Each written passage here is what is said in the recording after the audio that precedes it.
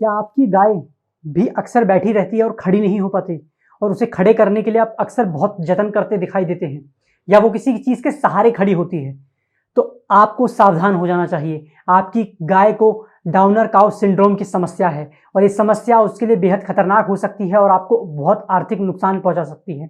चलिए जानते हैं क्या है आखिर ये समस्या, किन नस्ल की गायों में ये पाई जाती है और आखिर इस समस्या से कैसे पशु को बचाए रखा जा सकता है, इसका उपचार कैसे किया जा सकता है। चलिए जानते हैं।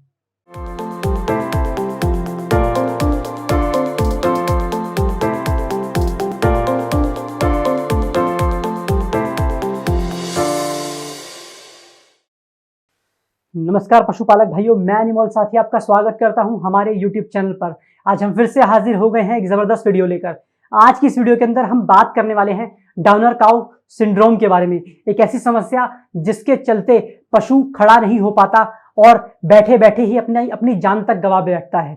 जी हाँ, ये समस्या अक्सर HF नस्ल की गाय या फिर ऐसी गायों में आती है जिनमें HF नस्ल का सीमेन पड़ा हुआ है। जी हाँ, इस नस्ल के को पालने वाले लोग थोड़े सावधान हो जाएं, क्योंकि अगर आपके पशु में ये समस्या दिखाई दे रही है तो आपको ये बेहद भारी पड़ सकती है। अब हम विस्तार से इस समस्या के बारे में समझते हैं कि आखिर क्यों ये घटती है और किस वजह से ये घटती है और इससे कैसे बचा जा सकता है। लेकिन इससे पहले अब हमारा एक छोटा सा काम कर दीजिए, हमारे YouTube चैनल को सब्सक्राइब कर दीजिए और बेल आइकन को दबा दीजिए ताकि आने वाली कोई भी वीडियो आप मिस न कर पाएं। आपको बता दें कि जो समस्या है ये HF नस्ल की गाय में प्रसव के बाद होती है। ये तब होती है जब पशु के शरीर के अंदर फास्फोरस, प्रोटीन और कैल्शियम की कमी हो जाती है। ऐसे में पशु पूरी तरीके से खड़ा नहीं हो पाता या फिर अक्सर देखने को मिलता है कि वो खड़े होकर बैठ जाता है और फिर वापस खड़ा ही नहीं हो पाता। इससे उपचार कराने के लिए पशुपालक बहुत जतन करते हैं, बहुत डॉक्टरों को दिखाते हैं, लेकिन समाधान आसानी से नहीं मिलता क्योंकि ज्यादातर लोगों को इस समस्या के बारे में पता ही नहीं होता। चलिए अब जानते हैं कि आखिर इस समस्या को पूरा करने के लिए हमें क्या करना चाहिए। और अगर आपको आपके पशु में ये लक्षण दिखाई दे कि वो बैठ गया है और खड़ा ही नहीं हो पा रहा, तो आपको क्या करना चाहिए। अगर आपकी गाय के अंदर इस समस्या आपको देखने को मिल रही है तो सबसे पहले उसे एक जगह बैठे न रहने दें, उसे समय समय पर हिलाते डुलाते रहें, किसी चीज के सहारे खड़ा करें। अगर पशु खड़ा हो पा रहा है तो कोशिश करें कि उसे ज्यादा से ज्यादा समय तक तालाब के अंदर छोड़ दें।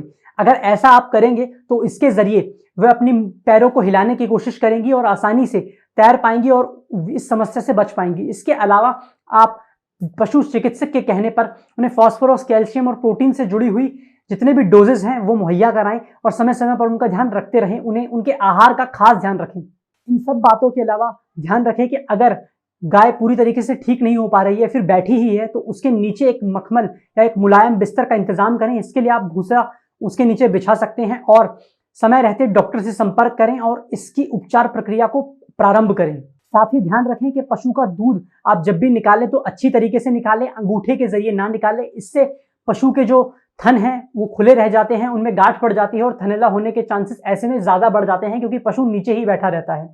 ध्यान रखें कि उनके आसपास साफ सफाई रहे, क्योंकि जब वो बैठे होते हैं तो तभी उसी के साथ वो पेशाब भी कर देते हैं और गोबर भी कर देते हैं, जिसकी वजह से उनके आसपास गंदगी जमा हो जाती है। तो ध्यान रखें भूसे की साफ सफाई करते रहें जो आपने उनके नीचे बिछाया हुआ है। इन सारी बातों के अलावा आपको इस बात का भी ध्यान रखना है कि पशु को समय पर आहार अच्छा दे। प्रसव और गर्भावस्था के समय पर उनके आहार में सारी वे चीजें शामिल करें। डॉक्टर से बात करें कि उन्हें किन चीजों की जरूरत है।